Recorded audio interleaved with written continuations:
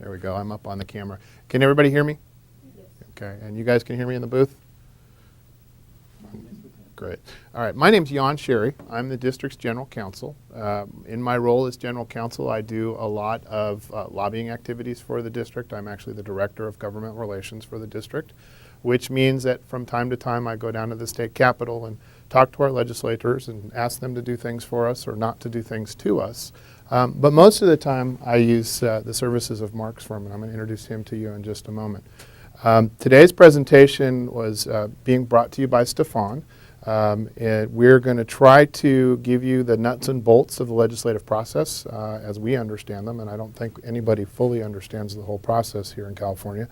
And then I'm going to give you some tidbits of my experiences in the legislature, hopefully give you some advice so that when you guys go in February to lobby on the textbook issue, you'll be as prepared as you can be for as effective a presentation as you can have. And we're taping this so that the students at the other campuses can also have the same opportunity to hear. I hope that you take this opportunity to ask questions as we go on. I will lecture a little bit, but I'm more than happy at any time to stop and clarify, and I know Mark would love to hear what you're interested in as opposed to what we might be interested in. You sure? I don't take myself too terribly seriously all the time, so hopefully I'll be able to give you a message in a way that is interesting to you and doesn't bore you to tears. One of the things I'm going to talk to you about is the UTP pass and what we did in terms of legislative actions to get that passed. And you're going to hear some interesting behind the scenes, if you will, at the legislature on how that happened and what happened while we did it. First, let me give you a little bit of background about why do we care as a district about lobbying activities. As most of you know, this is one college of four. Actually, I'm sure all of you know that. The four colleges are under the umbrella of the Los Rios Community College District, which is a public entity. It's just like a city or a county. Our purview is education, the education that you guys get.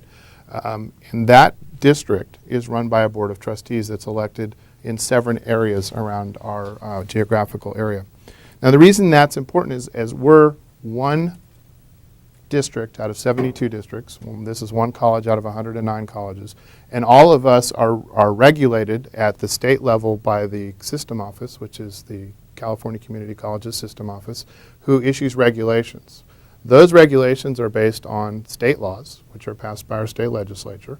The state legislature has about 25 to 30 different codes. There, believe it or not, there's a highways code, there's a vehicle code, which some of you probably have had some issues with. There's the civil code, there's the government code, which because we're a governmental agency, we have a lot of things that we have to deal with in the government code. There's obviously the education code. That's where I spend most of my time reviewing as the district's lawyer what education code provisions apply to us. On top of those two layers of law, you have the system office regulations, you have the state laws, which are passed by the legislature up the street here. Then we have the federal laws, and those are passed by the United States Congress. They're signed by the president, and those also apply to us. And so I spend a lot of my time sort of navigating those laws, trying to figure out what it means to us, what types of things we have to do as a district, what fees we have to charge you, unfortunately. What can we do with the issue that I understand you're going to bring to the legislature? What can we do about textbooks? Textbooks are ridiculously expensive, and what can we do about them? How can we get the legislature to step in and come up with an idea to help us? You probably don't know, but thousands of bills are entered into the process every year, and it's very difficult for one person or even a group of colleges to be on top of all of them, and so we hire lobbyists. Mark is from a lobbyist firm. Their whole job is to sit and watch what happens across the street from their offices at the state capitol. They get reports every day that talk about what bills have been introduced, how they've been changed, what happens to them through the system, what the likelihood of their passing is going to be, and he'll talk to you a little bit more about that.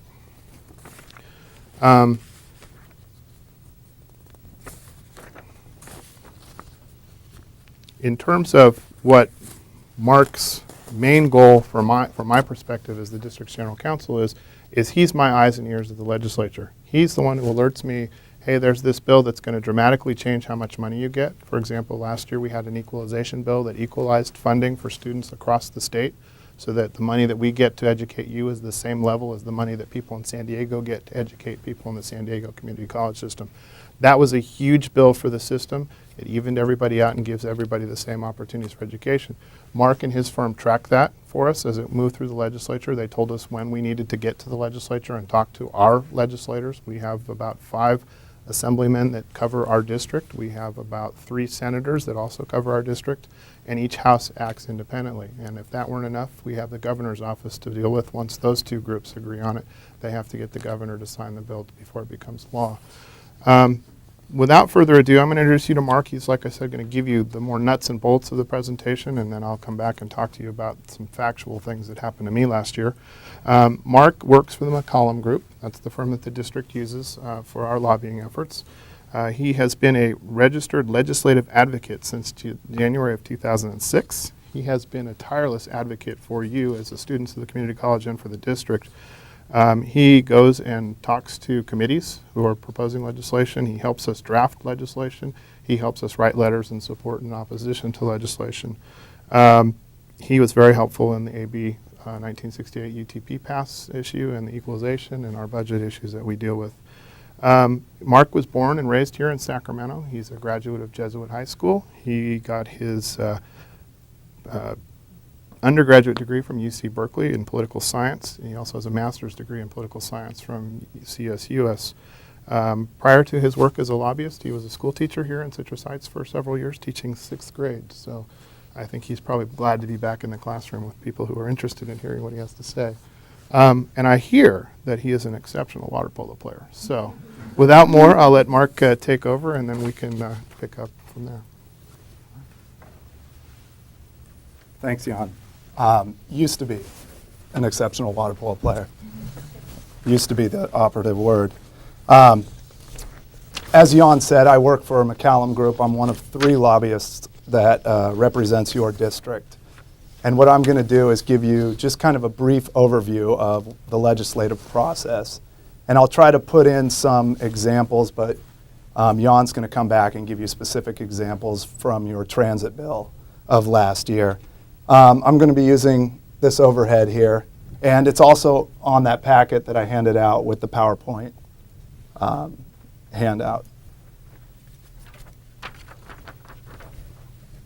I'm going to go over lobbying the California State Legislature. Basically, what's the legislative process, and then briefly at the end, I'll talk about your lobby day. I understand that Stefan's setting up a day for you guys to come down and meet with legislators about an issue. Quick definition, lobby means to solicit or try to influence votes of a member of the legislative body. So basically, we're going in and meeting with legislators, and you will be doing it as well, and asking them to vote yay or nay on whichever bill you select. A lobbyist, myself and the 2 people that I work with, is someone who seeks to influence the outcome of legislation or administrative decisions. And Jan works in that capacity as well. Oftentimes, we go in and tag team legislators, so to speak.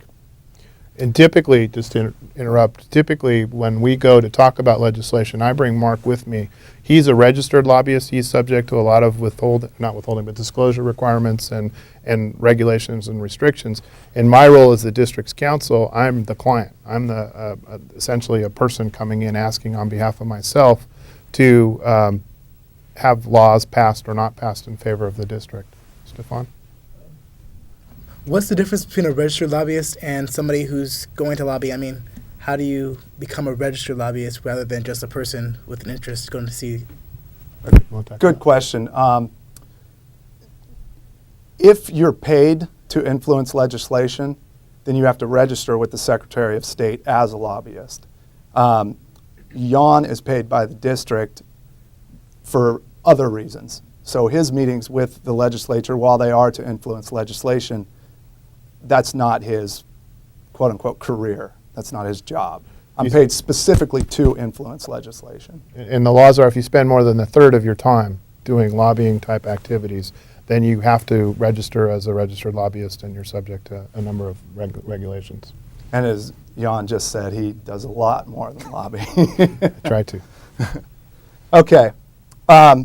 Well, the first thing you need in the legislative process is an idea. The author needs an idea for a bill. What issue is he or she going to address?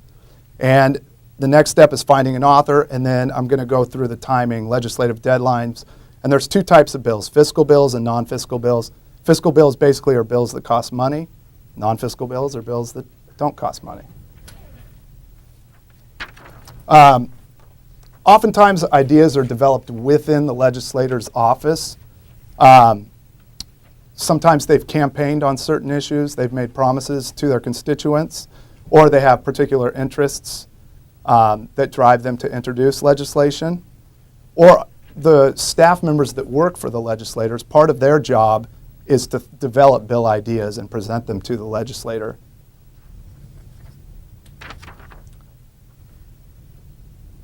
Now, what Jan and I are most familiar with are bills that come outside of the legislative offices. And those, a lot of legislators now conduct what are called there ought to be a law contests. And basically what those are is they ask constituents to submit bill ideas. And the winner gets to go and testify in front of the legislator, have lunch with the legislator, and then hopefully see their bill signed into law. The bills I deal with mostly come from lobbying clients, come from Los Rios, for example. So an entity, community college district, it could be a school district, it could be a business, it could be a nonprofit, will come to a lobbyist and with a bill idea and ask that lobbyist to present it to a member and then guide it through the legislative process. So my first job when Jan or your chancellor, Chancellor Harris, come to our firm and say, hey, we have an idea, we want to do this, is to find an author for the bill. Now, who is the ideal author? Well, the ideal author has experience and respect, and usually one of the following things. He or she is in leadership, meaning they're a speaker, a majority whip, a majority leader, or they're chair or a member of a committee that the bill has to pass through, which I'm going to get into later, or they're a representative of the client. Now, with your transit bill is actually a good example, and Jan will go more into details on that later, but our selection of the author, we chose Representative Tim Leslie for a number of reasons. One, he'd been in the legislature for a number of years. Two, he was very well respected. Three, he was a representative of the district. And four, he sat on the higher ed committee, which the bill had to pass through. And 5, he was a Republican, which really entered into the equation. And it actually turned out to be great that he was a representative of the district, because as Jan will talk about later, we ended up having to mold that bill into a district-specific bill rather than cover all community colleges. Real quickly, I'm just going to kind of go down a timeline of bill deadlines.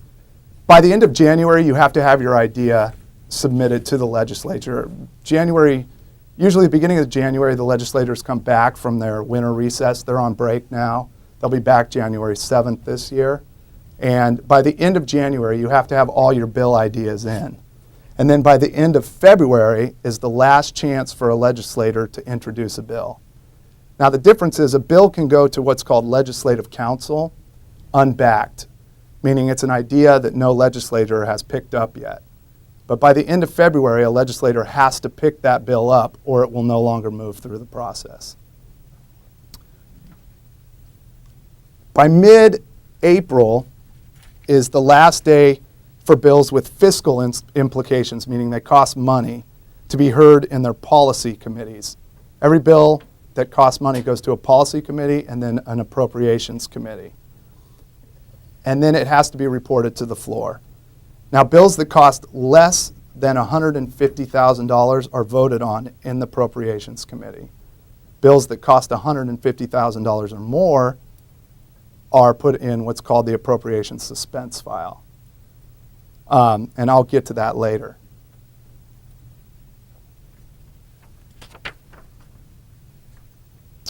Early May is the last day for policy committees to meet and report non-fiscal bills to their floor in their house of origin. So if a bill starts on the Assembly side, it moves through the Assembly first. If it starts on the Senate side, it moves through the Senate first. And early May, these dates change based on year to year, but it's right around early May. It's the last day for policy committees to meet and report those bills to the floor. Now in late May is the last day for the Appropriations Committee to meet on bills that cost $150,000 or more and report those bills to the floor. Now, bills that cost a lot of money, well, I guess money is relative to the state, but if it costs $150,000 or more, it goes into what I call the suspense file. And those bills are all usually heard on this last day here. Now, how those bills get out and move is a political art in and of itself. Each author will list their priority of bills that they want to move out of the suspense file. And then it really comes down to leadership, the Speaker of the Assembly. Does anybody know who's the Speaker of the Assembly? Yeah, exactly. Fabian Nunez. And then the President of the Senate, who is, no, President Pro Tem of the Senate. You're right, Lieutenant Governor is President of the Senate. President Pro Tem of the Senate. Yeah, exactly. Don Parada. It really comes down to them. They prioritize bills, and there's usually a certain amount of money that each house is willing to spend. And only a certain number of bills will get out of appropriations. If they don't get out of appropriations, they're dead for the year. What role do the minority parties have in that process? That's a good question. A lot of times each minority member lists their bills in priority, but if you're the minority party, your odds of getting a bill out is far less than if you're in the majority. And if you're in leadership in the majority, your odds of getting a bill out have increased even more. So as we sit here today, 25 of our senators are Democrats and 15 of our senators are Republicans. And you'll have to break down the Assembly side. But I can't tell you exactly. There's 80 members, but it's about, there's significantly more Democrats than Republicans, but it's not 2/3 because you still need to get Republicans for the budget vote. Somewhere above half, but less than 2/3. With Assemblymember Leslie carrying the bill last year, that bill didn't have any cost to it, so we didn't have to deal with appropriations on that one. Are there any questions on the suspense file? It's an interesting political game. Okay, we'll move on. By the end of June, it's the last day for policy committees to meet and report bills to either the floor or the Appropriations Committee of the opposite house. So now the bills have all moved out of their house of origin. I think I skipped something here. I'm sorry. Let me take a step back. After they get out of appropriations, they go to the floor of their house of origin. And there's a week of just floor session. And bills that pass the floor then move to the other house. Bills that don't pass the floor then are dead for the year. Then we go over to the other house. And at the end of June is the last day for policy committees to meet and report bills to either the floor or the Appropriations Committee of the opposite house. Basically, we go through the same process on the other side. In July, there's a summer recess. And this is usually determined by where Easter falls. It kind of coincides with your spring break, except it lasts about a month. And the legislators all go back to their districts and take their vacations as long as the budget's passed. Now, last year the budget wasn't passed by the Senate, so the senators stayed in Sacramento. The Assembly passed a budget and they left. The middle of August, the legislators come back, and in the middle of August is the last day for the fiscal committees to report bills to the floor of the opposite house. So once they come back, the fiscal committees meet and they're putting bills onto the floor. The end of August is floor session only and the last day for bills to be heard on the floor. You get back and you have about a month to get all the bills that are going through the process, and as Jan said, it's thousands. Usually there's about 3,000 a year. And you have a month to either get those through to decide what's going to happen with those bills. If a bill's amended after it passes its House of Origin, so if an Assembly bill goes to the Senate and gets amended in the Senate, once it passes the Senate, it has to go back to the Assembly floor and to get concurrence, what's called concurrence in those amendments, meaning everybody in the Assembly has to agree to those amendments. And you'll find the last day of session can go sometimes till 1, 2, well, usually not 3, but I've been around for 3 years, and sessions have lasted till about 2 o'clock in the morning when the final bill is passed. It gets kind of crazy at the Capitol. After that happens, in the first year of a 2-year session, all the bills that don't pass then become 2-year bills the next year. If it's the second year of a 2-year session, bills that don't pass die. And that means that if you want to pass that legislation, the next year you're going to have to come back and reintroduce a bill. In the first year of a 1-year session, you can come back the next year and continue moving that bill. If it got held in appropriations for some reason, you can come back and maybe cut a deal and try to keep moving it. If it's the second year of a 2-year session, it's over. That's it. Got to find a new author, have to reintroduce the bill again. So where are we now in the sessions? Oh, good question. Right now, we're in the middle of a 2-year session. We've just finished the first year, was last year. This is the second year of the 2-year session. And Assembly elections occur every 2 years, and the sessions coincide with the 2-year terms of those members. Does that make sense? So would this be a good time to sort of walk a textbook bill through the process? Yeah, we could do that. So to start out with your idea, you need to get that to an author. Real quick, let me backtrack real quick. Once the bill is concurred in amendments or passes both floors, goes to the governor, and he has about a month to sign it.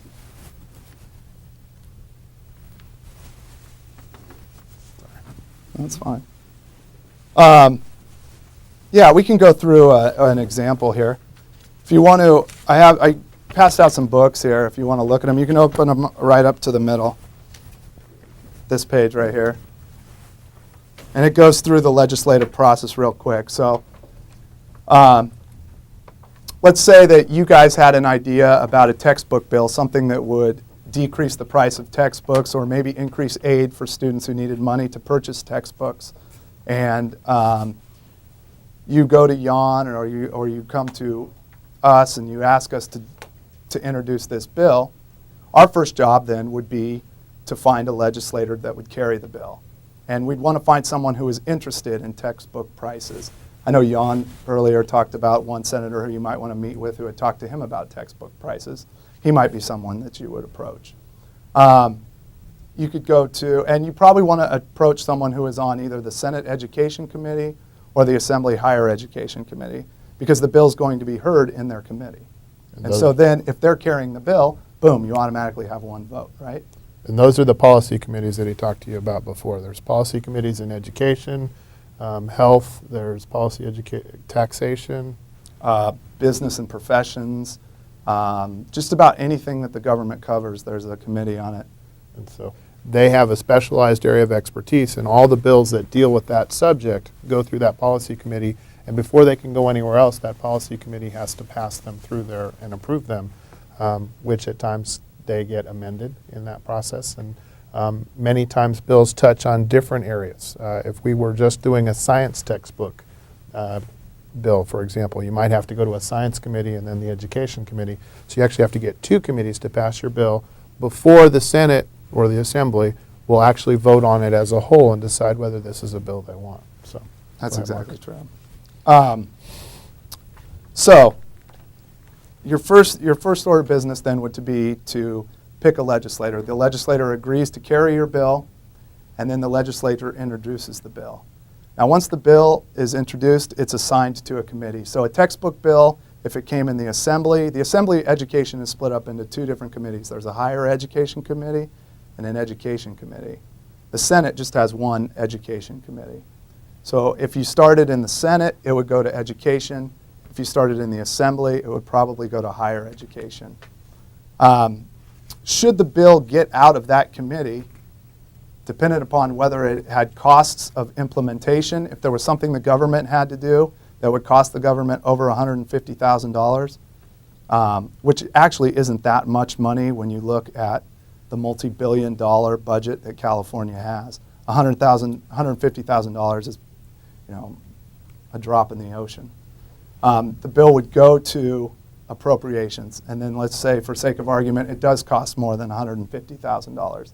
It would go into the suspense file. Now, at the last day that the bill is able to move from the fiscal committee to the floor, that appropriation suspense file would be heard. And the way it's heard is different than other bills are heard. Usually the chair of the committee just goes down and reads the bill and says whether they were held in the suspense file or they were released.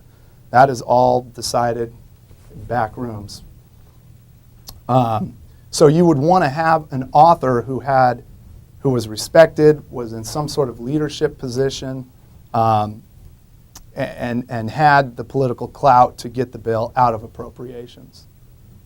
So once it leaves appropriations, you take your textbook bill, and it would go to the floor. Now on the floor is the author will stand up, and they'll present the bill to the rest of the assembly, if it starts in the assembly. The assembly will vote on it. If it passes, it moves over to the Senate. So let's say, for the sake of argument, it passes, it goes to the Senate. Now it would go to Senate Education Committee.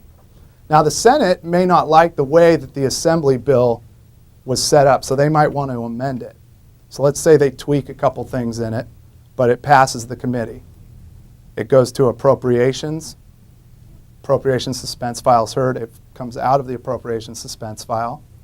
Then it goes to the Senate floor, passes the Senate floor. Now it would have to go back to the assembly to be voted on again, so that those amendments, so that the assembly members can make sure that they're okay with all of those amendments that occurred in the Senate. Then the bill goes to the governor's desk. The governor can sign it or veto it. Now the governor doesn't look at every single bill. He has specialists in each different subject area that'll give him recommendations. Ultimately, it's his decision or her decision. But there are a lot of different people that are giving him advice. Did you have a question? Yeah. Go ahead. Got to Sorry. push the button. This one? Yep. I was wondering how you determine the amount of the bill. Like, how is that? That's a good determined? question. I understand how the financial crisis there, but I'm just trying to figure out how does the bill determine how much it's going to be, Each committee, the Appropriations Committee, has consultants, and that's their job, is to gauge the cost of each bill. So let's say that this textbook bill requires the state of California to set up a website that lists all the new textbooks and their costs. So then this consultant for the Appropriations Committee would estimate, go to an expert in web design and find out how much it would cost to set up such a website. And then based on those estimates of each step that would be required by the state, they'll come up with a total cost of the bill. And then if that's over $150,000 or equal to $150,000, it goes to suspense. If it's estimated at $149,999, it's voted on in the committee. And some bills are easy.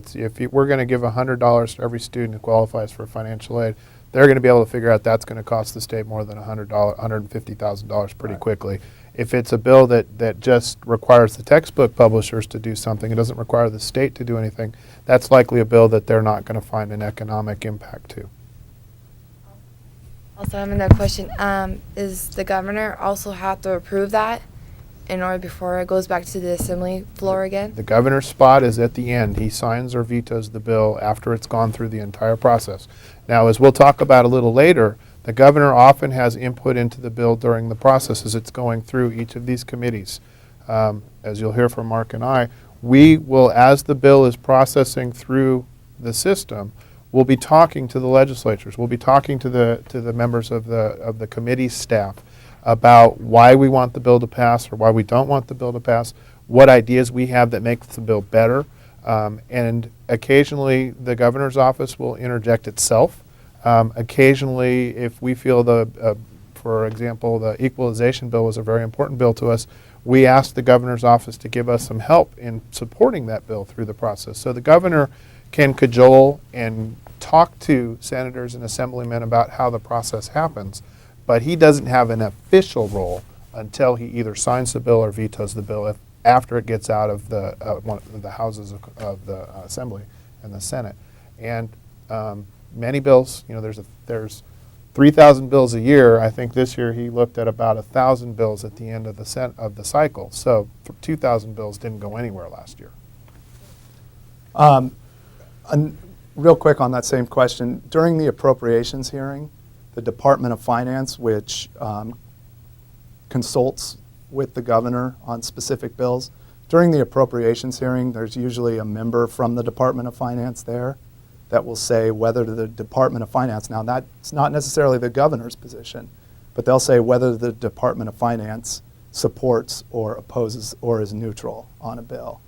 And usually the Department of Finance's job is to keep costs down. So their support or opposition is usually based strictly upon the cost of the bill. So the higher the bill is, the less likely the Department of Finance will support it. I think we may have a question over here. Yeah. Go ahead and push the button.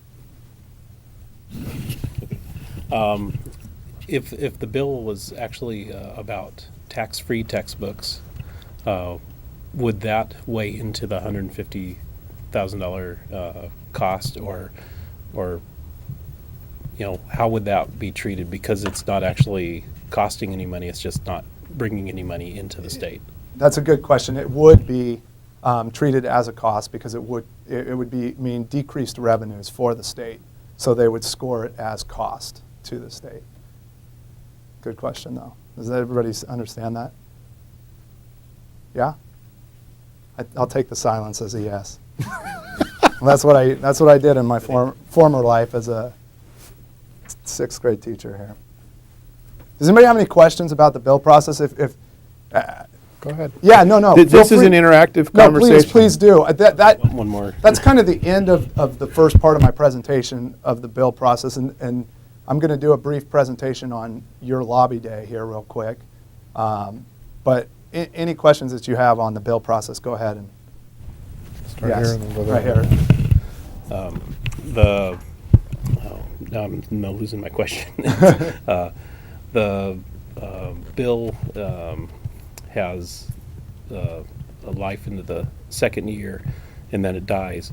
If it has something that doesn't get added on to it as a rider on the bill, and then it gets carried on, now it really becomes heavy. Is there any way to get rid of those little things that are added on to a bill along the way? Does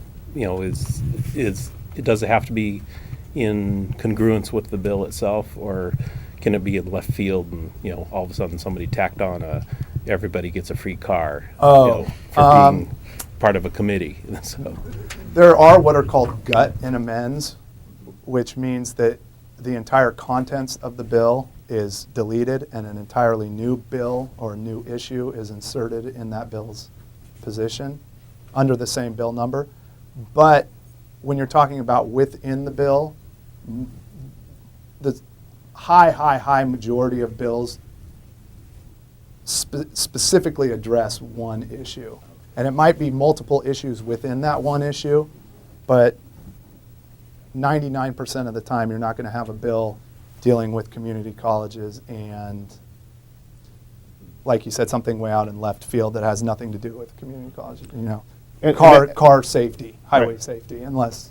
That's a little bit different in the federal system. In the federal system, you can, as a senator or a state representative, add anything you want to a bill as an amendment, provided the rest of the House will vote to have that put into that bill. In California, because we have so many bills, and I think it's probably a function of the number of bills, each bill pretty much deals with this one little subject. And the interesting piece of this, when we went on the UTP bill, for example, we went through a number of committee meetings and talked to a number of senators and assembly folks about the bill and why we thought it was important for us to have it as part of our access program.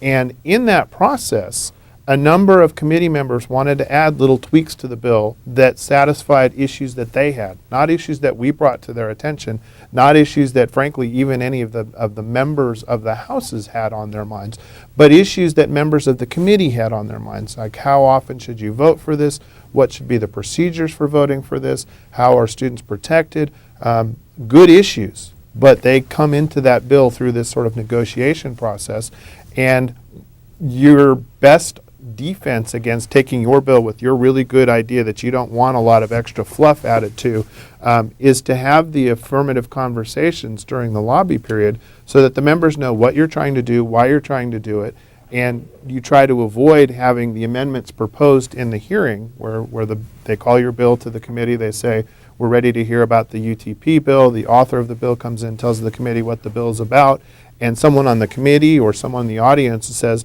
we'd like to amend this bill, and it has to be a member of the Assembly or a member of the Senate that would ask to amend the bill. And in order to avoid that from happening, you have to have done your homework ahead of time to prepare folks for this is the amendment and this is why it's not a good idea if it's not a good idea, or this is the amendment and this is why it is a good idea, and have that conversation before you ever get to a hearing on your bill. Once it's in the bill, your next best chance for changing it is when it goes across the way to the other house. So if we start at the Assembly, and the Assembly Education Committee sticks something in your bill that you don't like, when you go to the Senate, you can have that same preliminary conversation before you go to the Senate Senate Education Committee and talk to them about, they added this over there in the other house, it doesn't make any sense, we'd like you to take it out. And the Senate has the power to do that. But as Mark indicated, that's when it goes back to the Assembly, and the Assembly either has to agree with that or not agree with that so that the bill can go on to the governor for signature. So it is a very complex and dynamic process, and things happen all the time that you don't anticipate or don't expect. Jan, do you want to talk about her question, the governor's role right now? Do you want to tell that story? Go ahead. Oh, yeah, certainly. There was, you had asked earlier about if the governor plays an active role as the legislation is moving through the process. And not in the sense where he's up testifying for or against the bill, but once the bill goes down to the governor's office, that's it. It can't be amended anymore. And if the governor has a problem with it, he or she is going to veto it. And then you have to reintroduce it the next year, and you've lost a year on trying to implement whatever program you were trying to get the legislation passed for. And we actually had that come up with the transit bill, and Jan can tell you the story there. Let me sort of take a step back and talk to you about some of the issues and ideas that I have. Number one, Mark's going to tell you that the key to getting a bill passed is preparing yourselves, preparing your message, having a very concise, simple message. If you can dissect it down into one sentence, which here's the problem and here's the solution, we need affordable textbooks so we can go to school and learn. And the way we're going to do that is we're going to not require people to pay sales tax on those textbooks. That's a simple issue. That is the conversation that you need to prepare yourself for as you go in and you talk to each of the members of the committee that's going to hear your bill.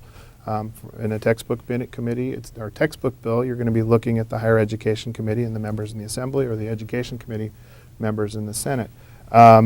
I believe that you, as you go out on your lobby day, are going to be looking also to your local members. And frankly, you're going to have a better chance at having the senator for this area, Darrell Steinberg, or an assembly person from this area, Assemblyman Nakanishi or Assemblyman Jones, will invite you in because they'd love to hear from their constituents. And so when you go into that meeting, you have to be prepared to explain what your bill is about.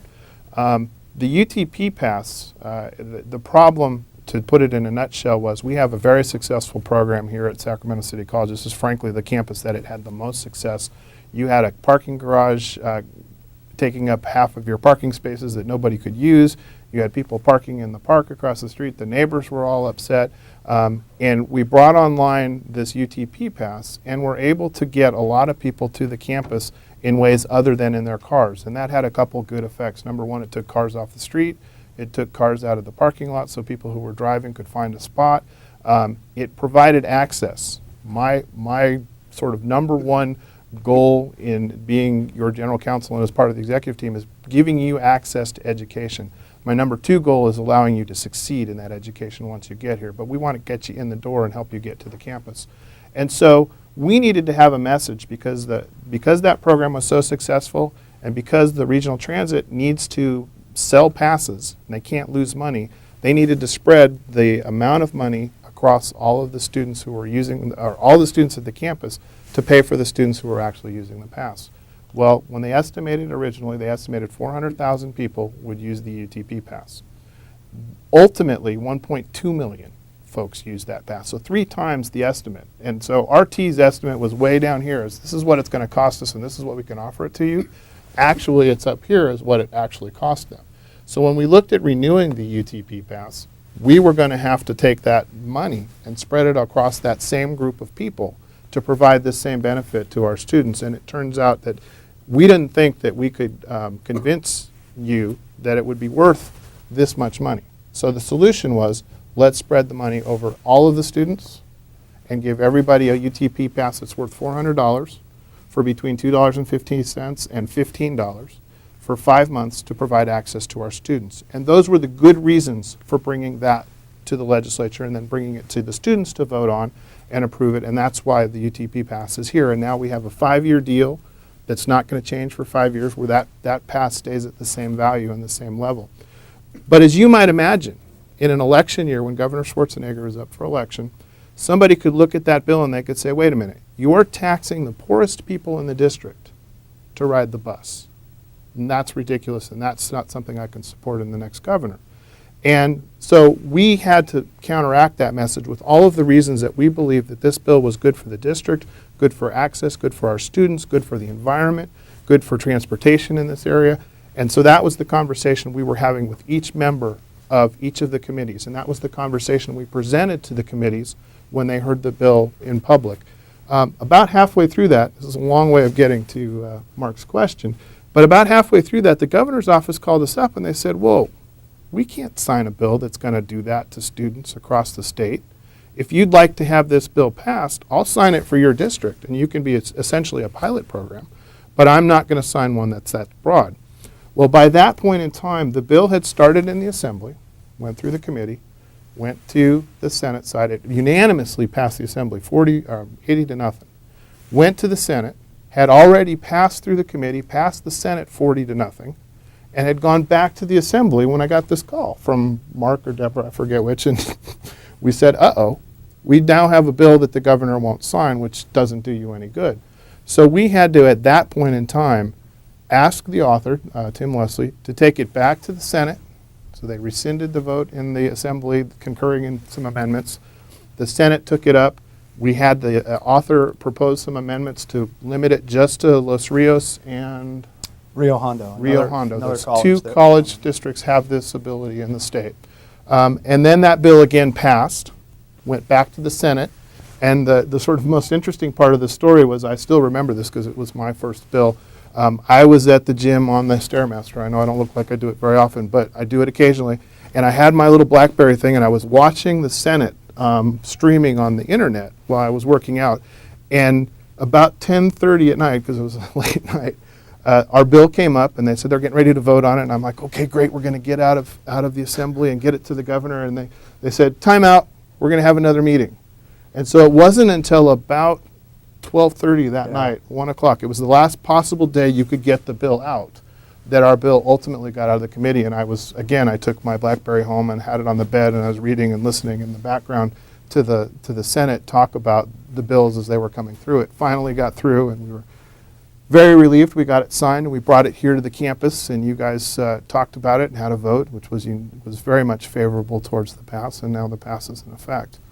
From my perspective, it's a great thing to have and a great thing for our students. I know there's some folks that don't necessarily think that, but I hope that they appreciate the fact that the 1.6 million folks who rode RT last year were taking up 1.6 million less spots across the district in our parking lots. So, questions about that?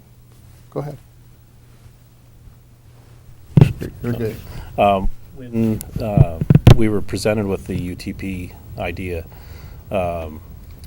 I, as a student, did not realize it was a statewide kind of issue, and so I didn't know about Rio Honda and other places that it would be affecting. So is this something that, has been successful and will model a new bill that will be statewide? Well, as far as we're concerned in the Los Rios district, it's been horrifically successful. We've gotten, our anticipation is 3 million rides next year is what we're looking at. We believe it's the center point of our centers concept. We're putting our educational centers on the light rail lines so that hopefully at some point in time, if you think there's a class at Elk Grove that you'd like to go to, but Sacramento City College is the closest place for you, you can hop on light rail here and take light rail down to Elk Grove Center or to CRC, which is going to be the intermediary stop, to take that class where you think it's best for you and a time that's best for you and a location that's best for you. We're not inclined at this point to ask the legislature to spread it out. I suspect that other districts, when they see our success with this program, may want to take that step. And I think ultimately, in a non-election year, that bill has a very good chance of being passed as a statewide issue. It's interesting you asked that, actually. One of our other clients, the Peralta Community College District in Oakland, has expressed some interest in doing the same thing for their district. So the amendment was kind of a full employment move for us, because now we go district by district instead of just one broad thing. That was a joke. Go ahead. Do we as students have access to the McCollum group for if we want a bill to be authored, if we have an idea? No, good question. That would have to come through the chancellor's office. Our contract is with the chancellor's office and the trustees. I think it depends on the bill would be the short answer to your question. I know that, if you have a good idea for a bill that really seems like it's something that we can both agree to, and it's something that we will both want to do, I think that we could utilize as the district, the McCollum's office services. I would also suggest to you, and I think this is the most important thing I can tell you, when students come into the legislature and talk to legislators, they want to hear what you have to say. And you do, every one of us in this room, as a person who is represented by those folks up the street here, have the right to talk to them. You have a right to send them letters. You have a right to call up their staff folks and say, I'd like to talk to you about an issue that's really important to me. It's really important to my group of folks. Student government is a great group of people to bring with you to the Capitol to say, we'd like to talk to you about this bill. And the assembly person or the senator can carry the bill on their own without having a lobbyist in the mix at all. And frankly, they love it when I come downtown because I'm the client, I'm the community college district.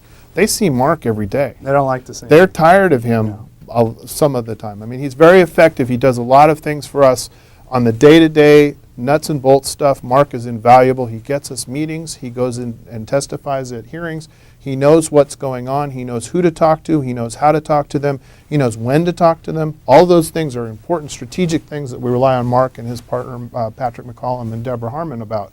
But when the community college walks in the door, when Chancellor Harris or President Travis goes to the assembly and says, I'd like to talk to you about a bill, they don't see a hired gun. And even though I'm a lawyer, they don't even see me as a hired gun, which is kind of strange, but okay.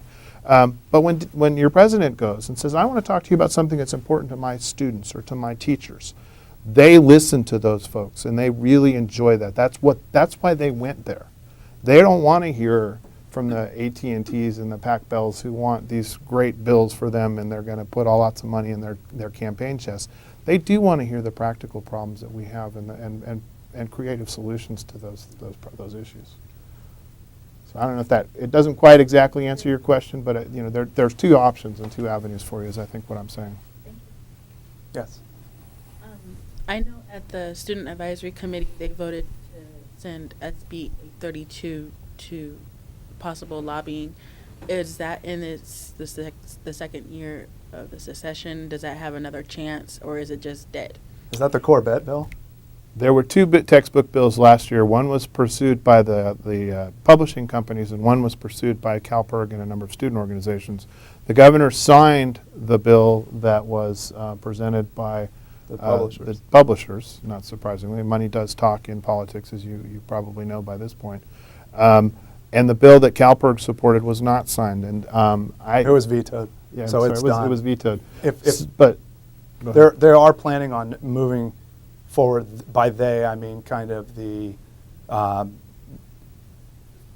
not the industry, but CalPERG is planning on moving forward with another bill. And I'm actually going to a meeting on Friday that with a bunch of stakeholders from community colleges, higher education, CalPERG, to talk about the next steps in pursuing legislation to lower costs. And I can tell you from my meeting with Senator Ashburn this week, the textbooks continue to be a major issue. It's the number 2 barrier to students going to colleges, and we, you know, tuition is number 1, textbooks are number 2, and transportation is number 3, which is why the UTP bill was very important to us and why we pursued it so aggressively.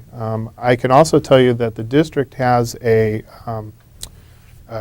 committee looking at the textbook issue, and they are also going to be going to the system office meeting.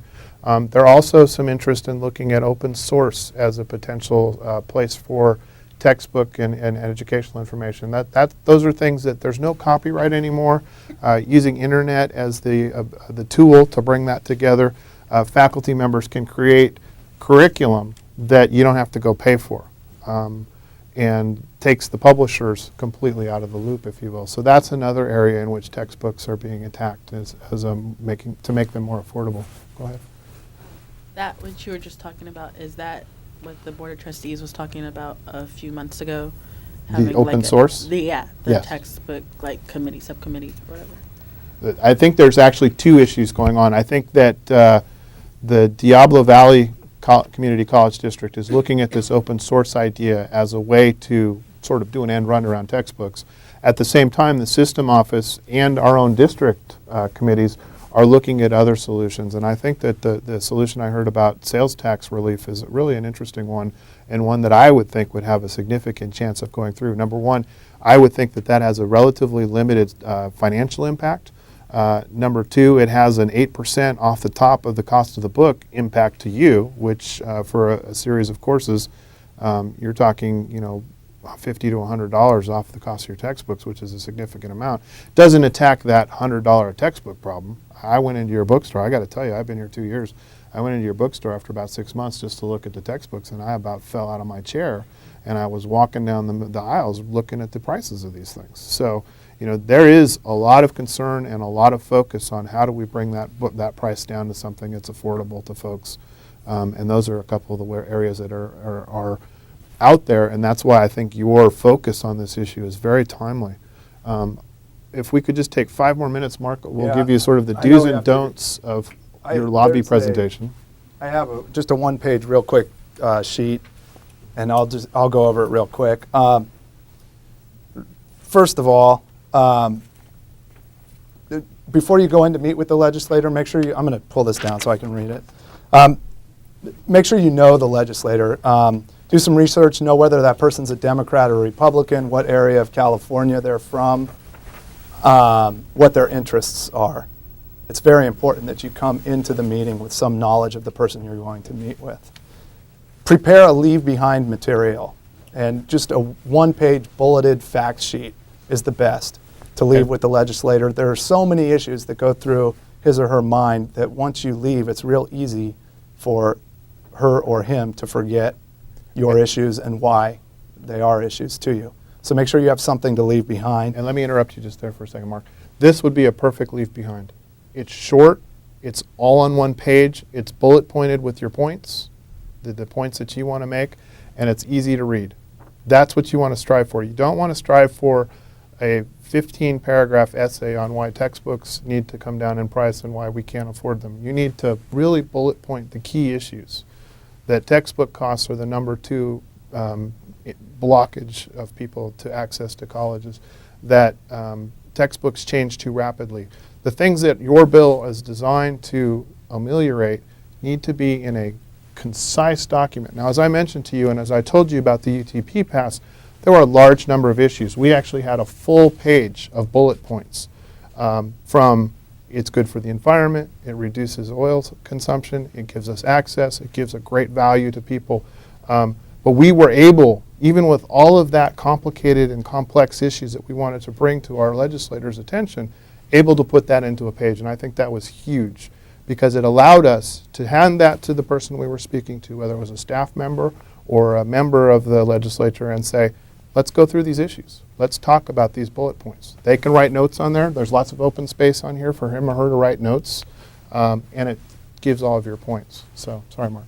That's fine. Dress professionally. I mean, I said preferably a tie and a coat. I mean, obviously that doesn't apply to ladies going in. A nice shirt, nice pair of pants. Arrive on time. Be respectful and polite. Make sure you have a plan. Elect one person to talk and only have that one person talk. You can all introduce yourselves, but once you get into the gist of why you're there, make sure that there's just one person presenting that. Makes it easier to follow. Request action or a commitment from the legislator. Try to get a commitment. If there's a bill, ask them to vote yes. A lot of times they'll say, I'm going to wait till the committee to make my final decision. Don't press it too much, but if you can get them to commit to voting for your bill before you leave, you've done your job. That's the best you can do. You can ask them to call someone if you'd like. If they say they support the bill, maybe ask them to call another legislator and ask them for support. Ask them to do follow-up so it's on the top of their head. And then if they ask you for more information, make sure you follow up right away or as soon as possible. And after you leave, when you come back, send them a thank you card or a thank you note of some sort for meeting with you. And then reiterate in that thank you note what you asked them to do. I look forward to your aye vote on our textbook bill, or thank you for agreeing to call Senator so-and-so and ask him for his support or her support. Don't arrive late or go over your allotted time. Usually you'll have 15 minutes. Go in there, say what you need to say, see if the senator or assembly member has any questions, and then get out of there. They're very busy. It's just being respectful. Like I said before, don't have multiple people speaking, and don't argue with the staff member or the elected representative. It's not a time for, a Hannity and Combs or Bill O'Reilly yelling match, so to speak. If there's disagreements and you're being respectful in presenting your points, that's one thing, but try not to get in a verbal argument. It's not going to get you anywhere. That's about it. If you have any other questions, I have a few cards I could give out. Jan has contact information, but I am setting up the day where we're going to have someone come talk to you guys, hopefully a legislator, if not an expert on textbooks. That was the other point. If you meet with staff, it's not a slight. Legislators are very busy. A lot of times the staff members are more knowledgeable of the issue than the legislators. Legislators have 100 different issues to deal with. They assign staff members to 5 issues each. So a lot of times you'll get more quality from the staff member than the legislator, unless that happens to be a specific interest of that legislator. Yeah. And that was the point I was going to make, is that I would say out of the 25 meetings I attended on the UTP Pass, 20 of those meetings were with staff, and 5 of them, the members actually took part in the conversation. The staff get the bill. The staff are the institutional memory of the legislature. They've been there. Some of them have been there for 20 years. A lot of these legislators are in and out in less than 10 to 12 years. And with term limits, the power shift or the knowledge shift has really shifted to staff. So having that conversation with staff is really going to be more effective. You have a question? Knowing who you are as a constituent, I know who my representative is, but this campus has students from Yolo County. I know people from Solano County that come here to go to school. There's people from Placer coming to this campus and the other campuses. How far outreaching do we have constituent groups that we represent as student representatives? Oh gosh, I don't know the demographics of the district, but I would guess that's probably what you're looking at. You're looking at people who are coming from as far away as the Stockton area, people from Amador, people from the El Dorado County area. We have people from Placer County, Yolo County for certain because of our Davis and West Sacramento centers already. Solano, I guess. Those are the major areas.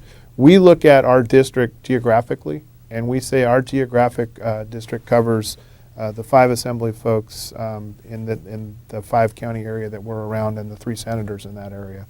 We don't go much beyond sort of the middle of Yolo County or the southern Placer County line or the middle of El Dorado County, and we pretty much end at the northern or the southern Sacramento County border and the northern San Joaquin border. That's where we think of when I think of my legislators in my role for the district, those are the people I'm looking at and thinking about as the folks that think we're local, that when we call, they say, you're one of the biggest employers in my district and I want to talk to you. Is there anybody or any people in specific that you would suggest that we make meetings with? You should meet with all the representatives that fall within your geographic jurisdiction. Absolutely. And Dave Jones, Daryl Steinberg. And I can give you those if you They're want also to call or something. And then also members of the Senate Education Committee. You can get that online. And the members of the Assembly Higher Education Committee.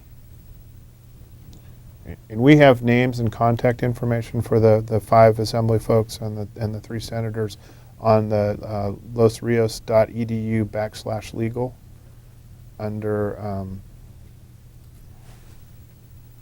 on the left-hand side. I believe it's the link above legal references. That's the one I use all the time, but I think it's governmental.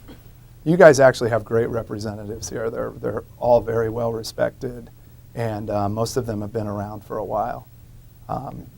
Dave Jones was instrumental, even though he wasn't the author of the transit bill, was instrumental in getting it passed and signed. And Daryl Steinberg's been around for a while, is on the Education Committee in the Senate, and is very, very well respected in the legislature.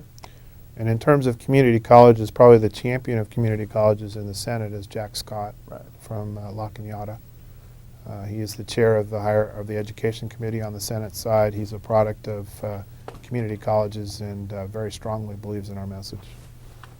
I know we're running out of time. I think we're actually out of time. And so before I miss the opportunity, I want to thank you both for coming and speaking to student government class and the students of the district via the filming. So really appreciate you guys being here. So thank you very much. Thank you for My having us. pleasure. We'll stay as long as you want us to, if you have more questions. Or we'll call it a day. You choose. One more.